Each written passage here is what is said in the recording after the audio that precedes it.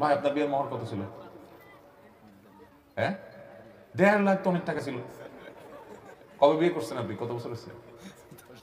10 বছর আগে 1.5 লাখ টাকা বেশি হয়েছে। আপনার শ্বশুরও বেশি করছে আপনার বিয়ে। দিছেন দিনা কাটাকাটি বেশি দিছেন আরো। মাশাআল্লাহ, দেখছেন হুজুররা সব মোহর দেয় ভাই। আমার বিয়েতে মোহর ছিল সম্ভবত 25,000 না 35,000। জি, ও আমার বিয়ে অনেক আগে, আমার বিয়ে 17-18 বছর হয়ে গেছে। যাই হোক,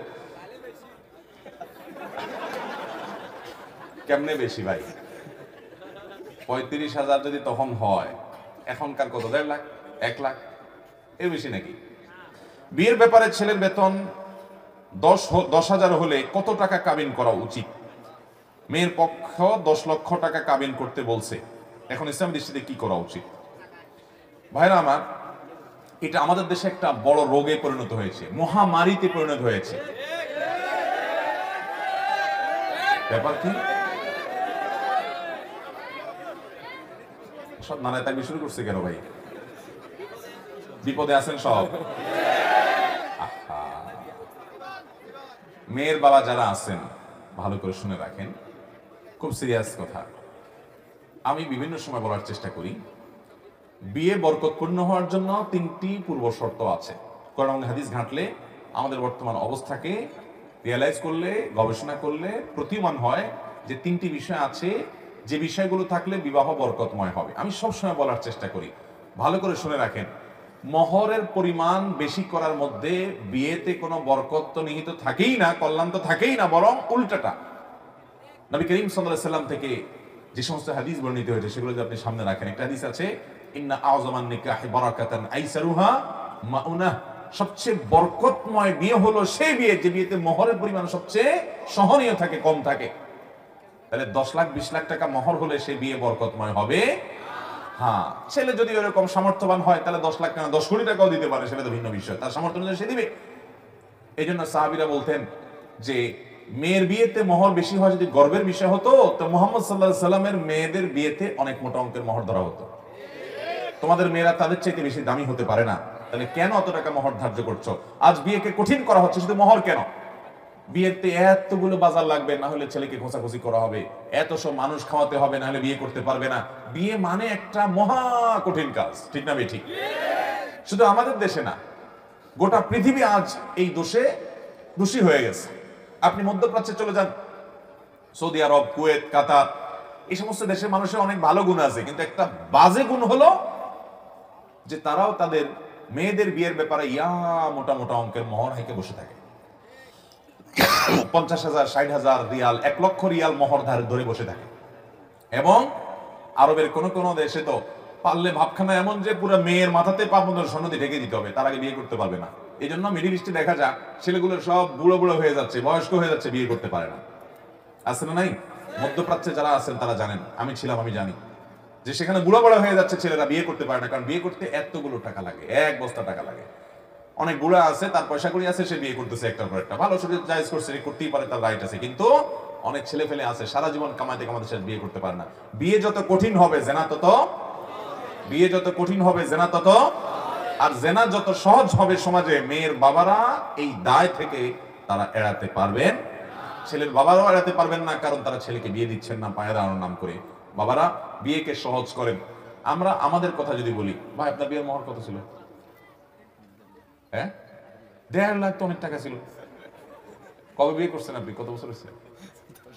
10 বছর আগে 1.5 লাখ টাকা বেশি হয়েছে। আপনার শ্বশুরও বেশি করছে আপনার বিয়ে। দিছেন দিনা কাটাকাটি বেশি দিছেন আরো। মাশাআল্লাহ, দেখছেন হুজুররা সব মোহর দেয় ভাই। আমার বিয়েতে মোহর ছিল সম্ভবত 25,000 না 35,000।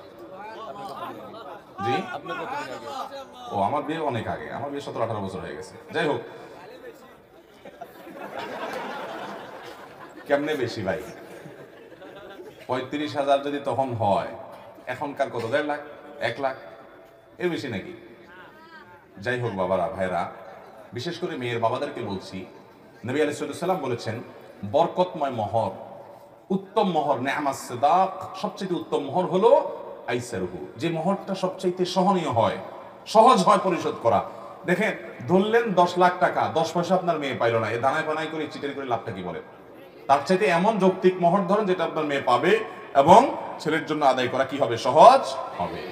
আমি বিভিন্ন জায়গায় বলি, যদি অনেক বেশি মোহর ধরে ফেলছে, আগে কিছু বলতে পারেন নাই, তাহলে এখন স্ত্রী বরাবর দরখাস্ত লিখবেন, বরাবর মোহতারামা স্ত্রী, বিষয় মোহর কমিয়ে দেওয়ার আবেদনপত্র যথাবিহিত সম্মান প্রদর্শন পূর্বক নিবেদন, এই যে আমি আপনার হতভাগা স্বামী, আমার বিয়ের সময় এত মোটা অঙ্কে মোহর ধরা হইয়াছিল, আমি ইহা কোনোভাবেই আদায় করিতে সক্ষম নই, বিধায় আপনি অনুগ্রহ করে আমার মোহর কমাইয়া দিয়া বা কিস্তিতে পরিশোধ করবার সুযোগ দিয়া বাধিত করিবেন।